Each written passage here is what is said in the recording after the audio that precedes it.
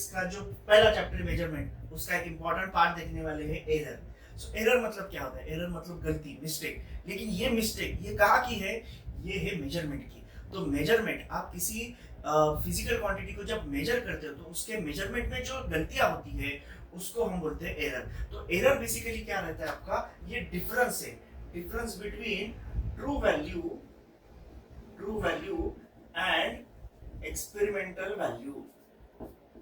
Experimental value, इनके बीच का जो डिफरेंस रहता है उसको एरर बोलते हैं। मान लो कि ये पेन है, इसकी लेंथ जो है वो है 5 सेंटीमीटर, लेकिन मैंने किसी इंस्ट्रूमेंट का यूज करके जब इसकी लेंथ मेजर की तो एक बार वो 5.1 सेंटीमीटर भरी या फिर एक बार 4.9 सेंटीमीटर भरी। तो यहाँ पर जो गैप आपको नजर आ रहा है, मतलब ट्रू वैल्यू हो गई आपकी 5 सेंटीमीटर एंड एक्सपेरिमेंटल वैल्यू हो गई 4.9 सेंटीमीटर। तो ये जो गैप है इन दोनों के बीच का 0.1 सेंटीमीटर, ये है आपका एरर। ओके, और एरर में पॉजिटिव नेगेटिव भी रहता है, लेकिन आमतौर पर हम एरर लेते हैं, इसलिए मैंने मॉड डाला है कि मतलब यहाँ पर 5 सेंटीमीटर एंड 5.1 सेंटीमीटर रहता तो भी आपका एरर में बोलता 0.1 सेंटीमीटर है। तो आमतौर पर एरर मतलब क्या? ट्रू वैल्यू या फिर actual value and experimental value, इनके बीच का जो गैप रहता है उसको हम एरर बोलते हैं। ये एरर जो रहता है उसको हम एब्सोल्यूट एरर ऐसे भी बोलते हैं, एब्सोल्यूट एरर। वैसे देखा जाए तो एब्सोल्यूट एरर हम कब निकालते हैं? जब हम मल्टीपल रीडिंग्स लेते हैं, मल्टीपल रीडिंग्स के बाद उनका एवरेज निकाल के उनके एवरेज को हम as a true value consider करते हैं, और उस true value and multiple readings इनके बीच का जो गैप रहता है उसको हम एब्सोल्यूट एरर बोलते हैं। तो और कौन से टाइप्स रहते हैं? तो एक तो एब्सोल्यूट एरर रहता है, साथ ही साथ एब्सोल्यूट एरर के साथ एक रहता है रिलेटिव एरर। ये बहुत इंपॉर्टेंट है, रिलेटिव एरर, या फिर इसको फ्रैक्शनल एरर ऐसे भी बोला जाता है। रिलेटिव एरर या फिर फ्रैक्शनल एरर। मान लो कि ये लेंथ जो है मैंने इस तरीके से लिखी, a plus minus delta A, तो ये हो गया आपका एक्चुअल रीडिंग, या फिर इसको मैं बोलूंगा ट्रू वैल्यू।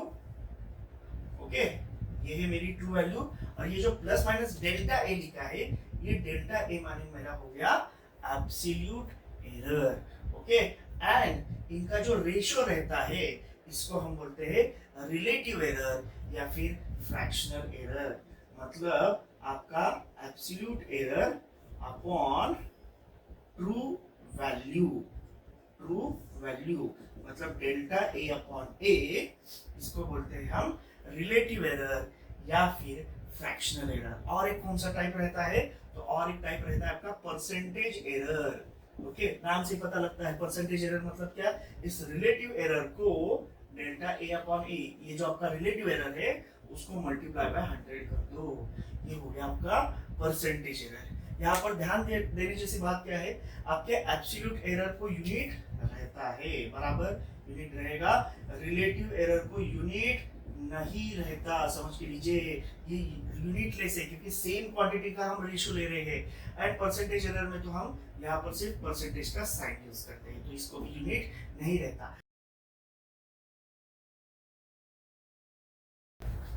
अभी ये एरर होने के पीछे के अगर हम रीजन देखेंगे तो उसमें एक इंपॉर्टेंट रीजन रहता है इंस्ट्रूमेंटल एरर, मतलब फॉल्टी इंस्ट्रूमेंट यूज करने की वजह से ये एरर होते हैं। कभी कभार आप जो मेजरमेंट की टेक्निक यूज कर रहे हो उसकी वजह से भी एरर हो सकता है, या फिर पर्सनल एरर जिसको हम बोलते हैं कि जिसमें जो पर्सन मेजरमेंट कर रहा है उसकी मेथड गलत है, या फिर वो प्रॉपर तरीके से मेजरमेंट नहीं ले रहा है, फिर भी आपके रीडिंग्स में एरर आ सकता है। या फिर कभी कभार रैंडम एरर भी आता है, आप सारी चीजें ठीक करते हो फिर भी due to some external factors जैसे कि रेजिस्टेंस है या फिर एयर फ्लो है या फिर टेम्परेचर है, प्रेशर, इनकी वजह से भी आपका रीडिंग जो है वो हल्का सा इधर उधर हो सकता है। तो हमको इम्पोर्टेंट क्या देखना है? ये 3 तरीके के एरर्स देखने हैं। एब्सोल्यूट एरर मतलब सिंपल हमारा रेगुलर वाला एरर, ओके, उसके बाद रहता है रिलेटिव या फिर fractional error and percentage error. अभी इंपॉर्टेंट हमको इस पर क्वेश्चन किस तरीके से आने वाले हैं, तो इन सारे एरर्स को हमको addition, subtraction, multiplication and division में किस तरीके से यूज करना है ये हमको देखना है। तो वन बाय वन हम देखते हैं कि इनको addition, subtraction, multiplication and division में हमको किस तरीके से यूज करना होता है। बहुत ही इजी टॉपिक है, आप इजीली इसमें आउट ऑफ मार्क्स लेकर आ सकते हो। ओके, तो हम कंसीडर करते हैं कि delta A is error in A, delta B is error in B, then error in A plus B, okay, उनका एडिशन कर दूंगा तो आपका मैक्सिमम एरर रहता है delta A plus delta B। Similarly error in A minus B, also यहाँ पर हम लिखते हैं delta A plus delta B। यहाँ पर ध्यान देने जैसी बात क्या है, हम एडिशन करें या सब्ट्रैक्शन करें, एरर का हमेशा एडिशन करना है, क्योंकि हम वहां पर मैक्सिमम पॉसिबिलिटी कंसीडर करते हैं, इसलिए एरर का एडिशन करना होता है। मल्टीप्लिकेशन डिवीजन में क्या होता है कि हम वहां पर रिलेटिव एरर यूज करते हैं, कि relative error in A into b वो कितना रहेगा, तो delta a upon a plus delta b upon b. मतलब जिन क्वांटिटी का आप मल्टीप्लिकेशन कर रहे हैं उनके इंडिविजुअल रिलेटिव एरर का एडिशन। सिमिलरली मैं डेल ए अपॉन बी भी करूंगा तो भी यहाँ पर हम रिलेटिव एरर का एडिशन ही करेंगे। Okay, and relative error in A raise to n अगर मुझे लिखना है, यहाँ पर एन क्या रहेगी, एन आपकी पावर रहेगी, तो यहाँ पर आपको क्या करना है, उस पावर से आपके रिलेटिव एरर को मल्टीप्लाई करना है। इसके साथ सबके सम्स हम देखने वाले हैं, जिससे आपको आसानी हो जाएगी किस तरीके से कैलकुलेशन रहेगा वगैरह। ओके, एंड जैसे रिलेटिव एरर रहता है वैसे हम परसेंटेज एरर के बारे में भी बोल सकते हैं कि percentage error in A into B या फिर ए अपॉन बी, ये भी कैसे रहेगा, simple percentage error in A plus percentage error in B. Okay, जिस तरीके से रिलेटिव एरर का इंडिविजुअल निकाल के एडिशन किया था, वैसे ही परसेंटेज एरर का भी मल्टीप्लिकेशन एंड डिवीजन में क्या करना होता है, हमको इंडिविजुअल परसेंटेज एरर निकाल के ऐड करना होता है, या फिर आप रिलेटिव एरर निकालो और मल्टीप्लाई बाय 100 कर दो, आपका आंसर आ जाएगा। Similarly percentage error in A raise to n भी सेम रहेगा कि एन मतलब पावर जो है into percentage error in A. Okay, बहुत ही सिंपल न्यूमेरिकल्स हम देखने वाले हैं, क्योंकि कॉन्सेप्ट ही बहुत ही सिंपल है। मान लो कि एक पार्टिकल है जिसका मास हमको दिया है 10 प्लस माइनस 0.1 kg है, and it is moving with a velocity of 5 plus minus 0.1 या फिर 0.2 ले लो, 0.2 मीटर पर सेकेंड। एक पार्टिकल है जिसका मास दिया है, जिसकी वेलोसिटी दी है, एंड हमको निकालना है find percentage and relative error in kinetic energy. Kinetic energy में जो परसेंटेज एरर, रिलेटिव एरर है, वो हमको फाइंड आउट करना है। तो पहले तो रिलेटिव एरर देख लेते हैं। First of all kinetic energy का फॉर्मूला क्या रहता है, सिंपल रहता है सर, 1/2 mv²। अभी आप इसमें 1/2 जो है ये नंबर है, तो इसका एरर में कुछ भी कंट्रीब्यूशन नहीं रहेगा, तो मास मल्टीप्लाई बाय v² है। v² मतलब क्या हो गया, v की पावर कितनी है 2, तो यहाँ पर relative error in kinetic energy is equals to 1/2 को छोड़ दो, रिलेटिव एरर इन मास मतलब क्या, delta m upon m plus अभी v की पावर v² है ना, तो पावर से मल्टीप्लाई कर देंगे, तो 2 into delta v upon v। समझ के लीजिए क्या किया है, मल्टीप्लिकेशन चल रहा है इसलिए हमने क्या किया, एडिशन कर दिया, और उसमें पावर भी है एक क्वांटिटी की, तो पावर से मल्टीप्लाई कर दिया। तो डेल्टा m कितना है हमारा, ये यहाँ पर हम देख सकते हैं 0.1 अपॉन 10 प्लस 2 इंटू 0.2 अपॉन 5। तो ये हो गया आपका, यहाँ पर हम देखेंगे तो 0.1 मतलब ये हो गया 0.01 प्लस ये 0.4 बन गया, अपॉन 5 कर दूंगा तो ये कितना हो जाएगा 0.08। ओके, तो ये प्लस हो गया 0.08, तो आपका टोटल रिलेटिव एरर आ गया 0.09। इसका यूनिट रहेगा क्या?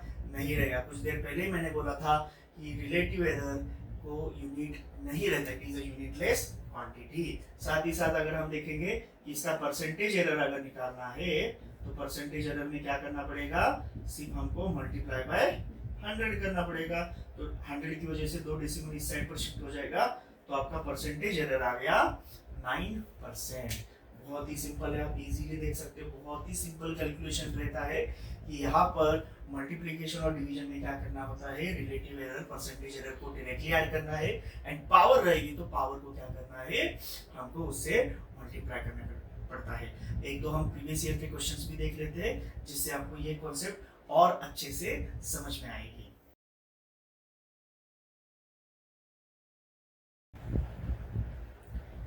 एरर के नीट प्रीवियस ईयर के 2 क्वेश्चंस यहाँ पर मैंने लिखे हैं, बहुत ही सिंपल है।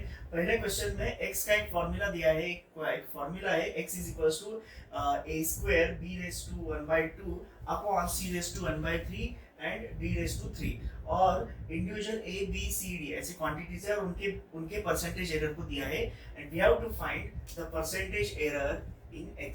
सिंपल है कि यहाँ पर मल्टीप्लिकेशन डिवीजन है, तो इनके परसेंटेज एरर को ऐड करना है, और साथ ही साथ जो भी पावर है उस पावर को उससे मल्टीप्लाई करना है। इसका मतलब क्या हुआ? Percentage error in x is equals to a की पावर कितनी है? 2, so 2 into percentage error in a plus b की पावर कितनी है? 1/2, so into percentage error in b plus c की पावर है 1/3 plus percentage error in c, okay, plus 3 into percentage error in d। बहुत ही simple हो गया। चलो कैलकुलेशन करते हैं फटाक से। सो 2 इंटू a में परसेंटेज एरर कितना है? 1, प्लस ब्रैकेट डाल देता हूं आपके आसानी के लिए, plus 1/2 into 2 plus 1/3 into 3 plus 3 into 4, तो ये हो गया 2, यहाँ पर कट होके ये 1 हो गया, ये भी कट होके 1 हो गया, और ये हो गया 12। तो आपका आंसर आ गया, ये हो गया 4 प्लस 12 16%। बहुत ही सिंपल कैलकुलेशन है, कोई भी छोटा बच्चा भी कर सकता है अगर उसको ये फॉर्मूला अच्छे से मालूम है। दूसरा एक क्वेश्चन भी देख लेते हैं। यहाँ पर दिया है स्फीयर का रेडियस जो रहता है उसमें 2% एरर है, and we have to find the percentage error in volume. ये भी नीट का क्वेश्चन है, 2008 का क्वेश्चन है। तो यहाँ पर भी हम सिंपल देख सकते हैं कि परसेंटेज एरर मतलब r का परसेंटेज एरर दिया है 2%, तो वॉल्यूम ऑफ स्फीयर का सबसे पहले तो फॉर्मूला क्या रहता है? वो रहता है सर 4/3 पाई r क्यूब। ओके, इसमें 4/3 एंड पाई क्या है? आपका कांस्टेंट है। कांस्टेंट मतलब एक नंबर है, तो उसका परसेंटेज में कोई भी कंट्रीब्यूशन नहीं रहेगा। तो सिंपल हो गया sir. So percentage error in volume is equals to r की पावर कितनी है? 3, so 3 into percentage error in r, so 3 into 2, the answer is 6%। ऐसे बहुत ही सिंपल कैलकुलेशंस रहते हैं। आपको मैं प्रैक्टिस शीट भी देने वाला हूँ कि जिसमें आपको और भी क्वेश्चन की वैरायटी मिल जाएगी। उसको सॉल्व करके ये एरर वाला टॉपिक जो है इसमें आप इजीली मास्टरी हासिल कर सकते हैं।